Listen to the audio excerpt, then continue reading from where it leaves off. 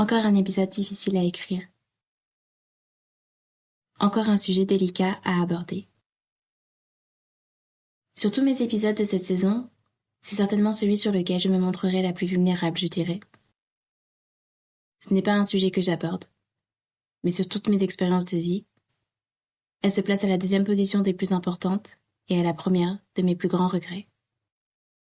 Alors ceux qui me connaissent savent que je dis qu'il ne faut jamais rien regretter dans la vie. Mais pour arriver à cette philosophie, je suis passée par de grands défis. L'un d'eux étant l'avortement. Quand on est une femme, la question de la maternité occupe une place centrale dans nos vies. Elle est souvent liée à des attentes sociétales, culturelles et personnelles qui peuvent influencer nos choix et les trajectoires de chacune. Pour certaines, la maternité est un désir profond, un but à atteindre, tandis que pour d'autres, elle peut susciter des interrogations, des peurs ou même un rejet.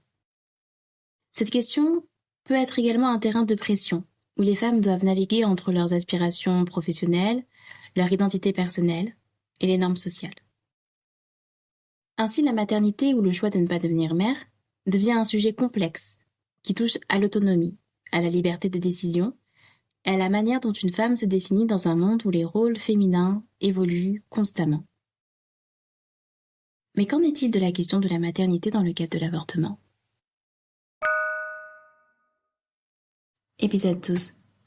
Bébé.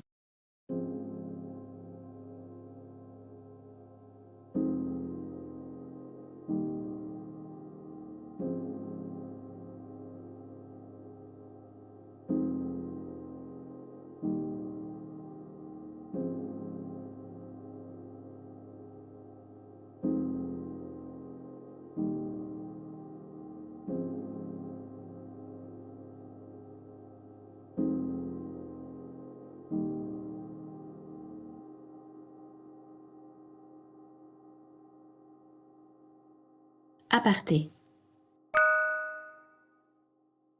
Je tiens à dire que mes convictions sont issues de mes expériences de vie, de ce que j'ai ressenti, de mon parcours. Pour ceux qui ne partagent pas mon opinion, sachez que je respecte la vôtre. Je comprends que vos points de vue sont également façonnés par vos expériences, votre vécu et même parfois l'absence de vécu.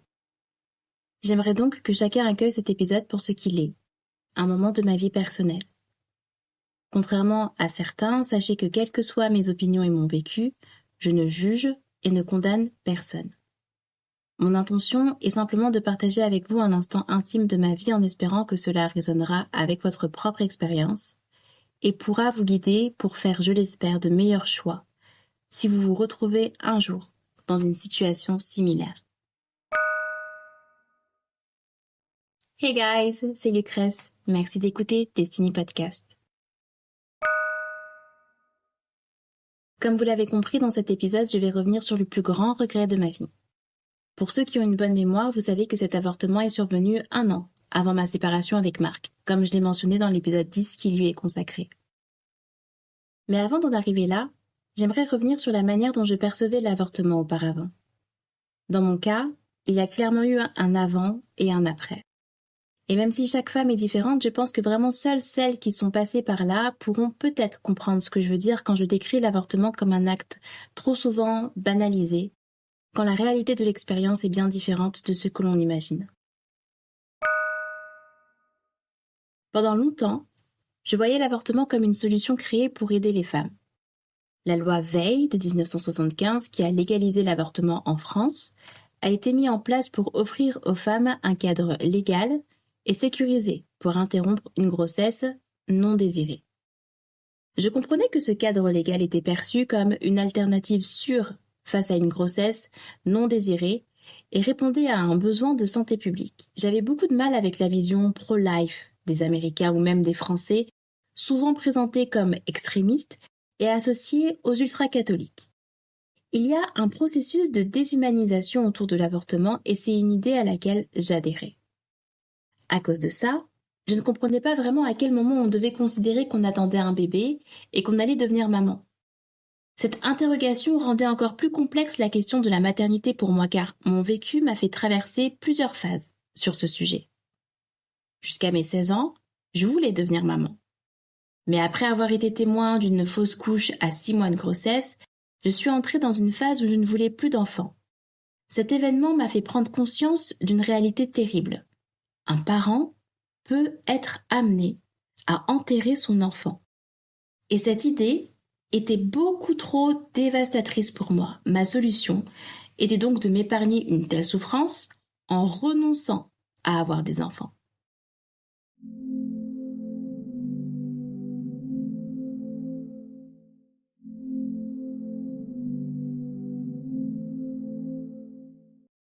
Trois ans plus tard, je tombe amoureuse de Marc.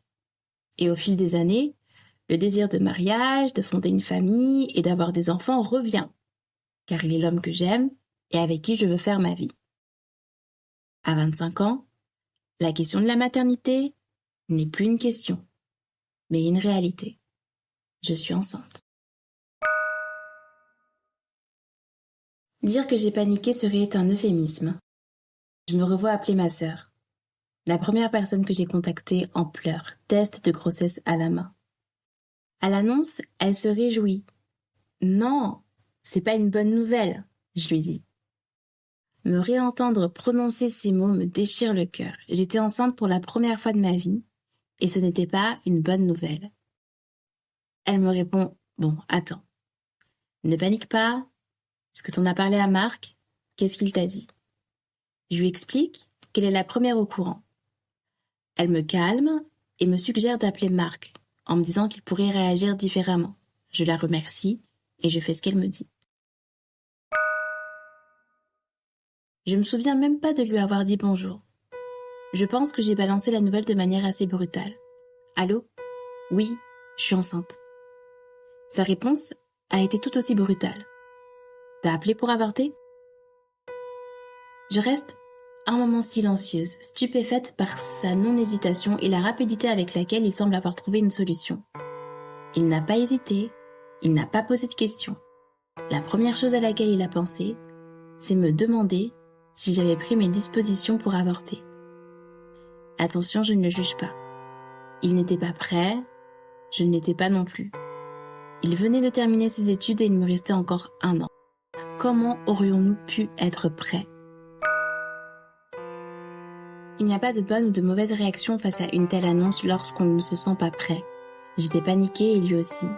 Sa réaction n'était que le reflet de cette panique. Je rappelle ma sœur et lui explique.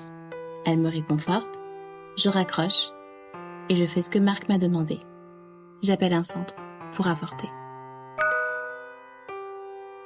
Je me souviens du trajet en bus seul pour le premier rendez-vous.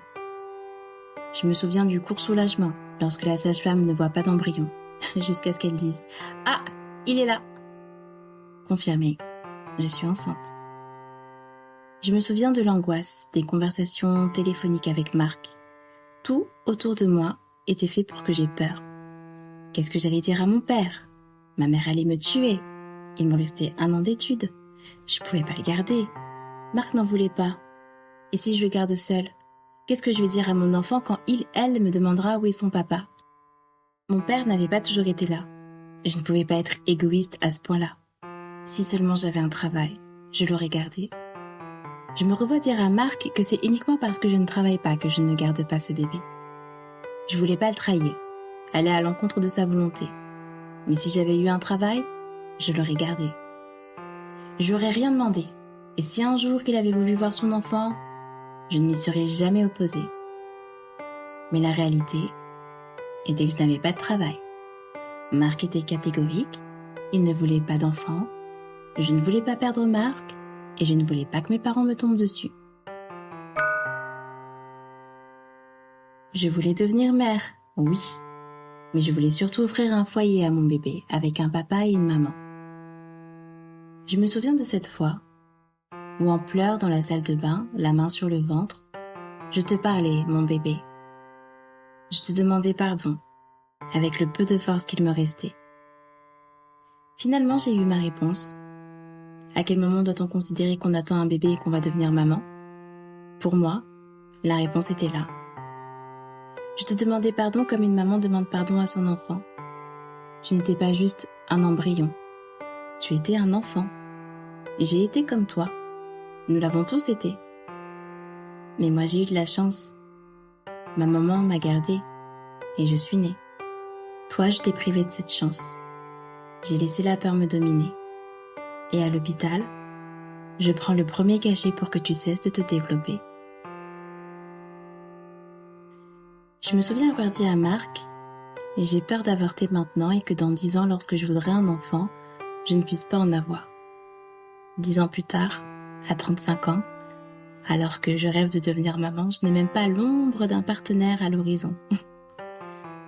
Je me souviens de ce nouveau trajet en bus, cette fois avec Marc, pour prendre le deuxième cachet et déclencher l'expulsion, comme on dit. Je me souviens de la douleur. Oh, mon Dieu, quelle douleur.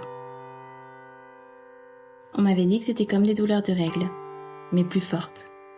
En réalité, on ne veut pas utiliser le terme, mais ce sont simplement les contractions d'une femme qui accouche. Je me souviens me tordre de douleur au-dessus du lavabo, pleurant comme un bébé, en disant « Je veux ma maman ». Je me séparais de toi, et j'avais besoin de ma maman à moi. Je me souviens de toi, bébé. Tu n'étais pas un simple embryon. Tu avais tout d'un petit être humain. Un petit être humain en développement, bien sûr, mais un être humain quand même. Je me souviens d'avoir vu mon corps se transformer, puis revenir brusquement à la normale, comme si tu n'avais jamais existé. Je me souviens du trajet de retour en bus, avec Marc à mes côtés. De retour à la maison, comme si rien ne s'était passé. Je me mets à danser, comme si rien ne s'était passé. Marc me regarde, il sait. Je suis en mode armure activée, me détachant pour ne pas affronter mes émotions. Si je les laisse m'envahir, je risque de ne pas me relever, alors je chante et je danse, comme si rien ne s'était passé. Peut-être qu'après tout, rien ne s'est passé. Je me souviens de ma douche le soir, seule dans la salle de bain. Je ne danse plus, je ne chante plus. L'émotion me frappe de plein fouet. Assise dans la douche, je m'effondre en larmes, je ne tiens plus. Tu n'étais plus là, petit bébé. Mais moi, j'étais là, et je devais vivre avec ce sentiment horrible d'avoir pris la pire décision de ma vie. Alors je craque. Je pleure en essayant de me contenir pour que Marc ne m'entende pas, mais il me connaît par cœur. Je pensais avoir été discrète, mais il a entendu mes pleurs. Je me souviens de Marc venant me soutenir pendant que je pleure. Heureusement, je n'étais pas seule. 3 personnes étaient au courant, Marc, une de mes meilleures amies et ma sœur. Heureusement, je n'étais pas seule. Je t'ai demandé pardon, mon petit bébé. J'ai demandé pardon à Dieu. Je prie parfois pour toi, car je sais que tu es au paradis avec d'autres petits bébés comme toi, dont la vie a été écourtée. Quoi qu'on me dise, je sais, mon bébé, que tu étais vivant. Mais j'ai laissé la peur me dominer, et je te demande pardon. Je sais que beaucoup d'entre vous ne comprendront pas, ne respecteront pas, ou me jugeront pour ça. Mais je sais aussi qu'il y a quelque part quelqu'un comme toi. Toi qui es paniqué, toi qui es tiraillé, toi qui es sur le point de laisser la peur et l'angoisse te mener à un choix que tu risques de regretter. Peut-être que tu n'attends pas concrètement un bébé. Peut-être que ton poids à toi, c'est le fait d'être harcelé, la perte d'un emploi ou d'un partenaire que tu as aimé. Peut-être que tu ne supportes pas ton reflet dans le miroir, que tu as trop de factures impayées ou que tes pensées sont si noires que tu penses à te suicider. Je ne sais pas ce que c'est, mais je sais que tu es sur le point de prendre une décision que tu vas regretter. Alors sers-toi de mon exemple pour te guider et suis ce conseil, s'il te plaît. Leçon numéro 13. Ne laisse pas la peur te dominer. La vie est trop précieuse pour la gâcher. Merci d'avoir écouté mon expérience jusqu'au bout. Si vous êtes confronté à un choix difficile qui implique un changement drastique et effrayant dans votre vie, ou qui met en danger votre bien-être, votre vie ou le bien-être et la vie d'autrui, je vous en prie, cherchez de l'aide. Cherchez de l'aide par tous les moyens possibles.